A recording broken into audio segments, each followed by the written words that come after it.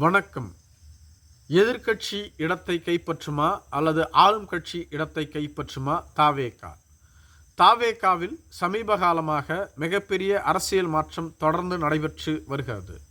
தமிழகத்தில் தவிர்க்க முடியாத கட்சிகளாக அதிமுகவும் திமுகவுமே உள்ளது.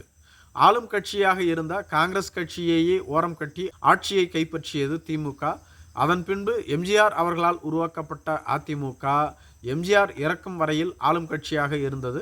பின்பு செல்வி ஜெயலலிதா அவர்களால் வலிமையாக கட்டமைக்கப்பட்டு மிகப்பெரிய இயக்கமாக மாறியிருந்தது. எடப்பாடி பழனிசாமியின் வருகைக்கு பின்பு அதிமுக பலவீனப்பட்டு போனது என்றால் மிகையாகாது.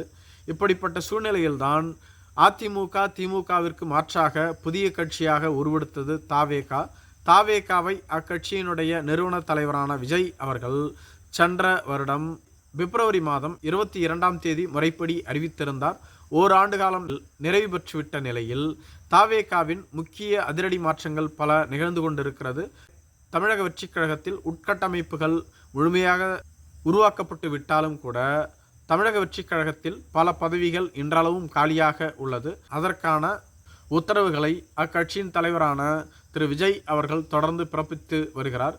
சமீபத்தில் இந்தியாவின் மிகப்பெரிய தேர்தல் வியூக கணிப்பாளராக இருந்த பிரசாந்த் கிஷோரை விஜய் அவர்களினுடைய தலைமை மற்றும் சிறப்பு ஆலோசகராக அக்கட்சியினர் நியமித்துள்ளார்கள்.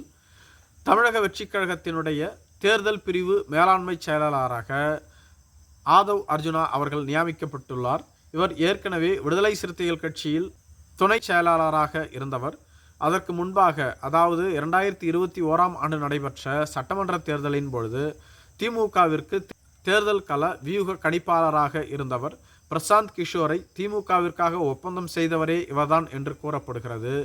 இப்படிப்பட்ட ஆதவ் அர்ஜுனா திமுக தலைவர்களுக்கும் அவருக்கும் ஏற்பட்ட மனக்கசப்பின் காரணமாக அக்கட்சியிலிருந்து வெளியேற்றப்பட்டார். பின்புதான் விடுதலை சிறுத்தைகள் கட்சியில் இணைந்தார். அவருக்கு துணை பொதுச் செயலாளர் பதவி வழங்கப்பட்டது.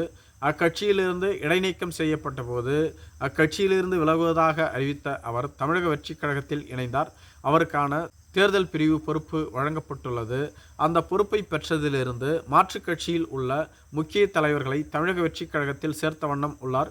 குறிப்பாக பாரதிய ஜனதா கட்சியிலிருந்து அதிமுகவில் சேர்ந்த நிர்மல்குமார் என்பவர் அதிமுகவினுடைய ஐடி விங் செயலாளராக இருந்தார்.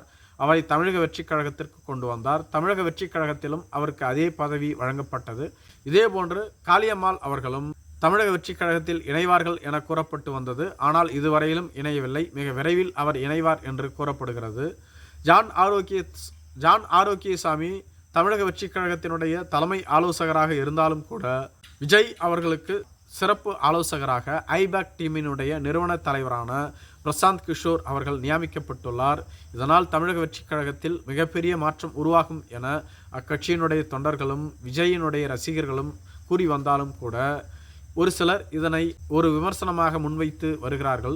ஏனெனில் பிரசாந்த் கிஷோர் அவர்கள் பீகாரில் ஒரு சொந்த கட்சியை நிறுவினார். அவரால் பீகாரில் ஒரு தொகுதியை கூட கைப்பற்ற முடியவில்லை.